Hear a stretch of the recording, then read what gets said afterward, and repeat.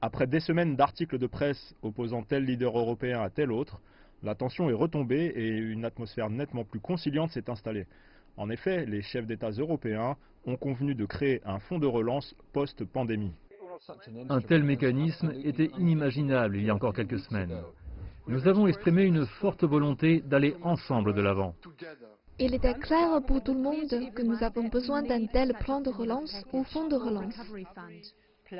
Mais si le besoin est évident, la méthode, elle, est encore à définir. La Commission a été chargée du détail. Elle a désormais jusqu'au 6 mai pour présenter un plan décrivant le montant total du fonds, la manière dont il sera financé et si l'argent sera distribué sous forme de subventions ou de prêts. Et les lignes se durcissent déjà. La France, l'Italie, l'Espagne et la Grèce n'ont pas perdu de temps pour faire passer leur message en affirmant que l'A n'a pas à avoir à être remboursé. Et enfin, il faudra des transferts budgétaires, réels, économiques, pas simplement des prêts, mais des transferts vers les régions qui sont les plus touchées, vers les secteurs qui sont les plus touchés.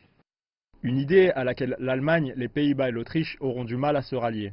Eux réclament en effet des prêts à faible taux et sur de longues échéances. La Commission travaille déjà à un compromis, le résultat final devant être un mélange des deux. Bruxelles, de son côté, travaille également à tirer parti du budget de l'Union européenne pour financer la reprise, qui devrait coûter 1 500 milliards de dollars. Nous devons accroître sa puissance de feu pour pouvoir générer les investissements nécessaires dans toute l'Union européenne. Il faudra des semaines avant que les dirigeants de l'UE ne reviennent autour de la table ronde virtuelle avec une proposition solide devant eux. Si un accord ne peut être conclu, certains experts disent que la Banque centrale européenne pourrait avoir à prendre le relais. Moins d'accords politiques signifie que la BCE devra intervenir.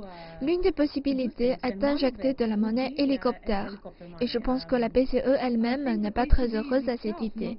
Mais elle pourrait recevoir l'ordre de le faire. La BCE avertit déjà qu'une action rapide sera nécessaire pour mettre fin à une profonde récession.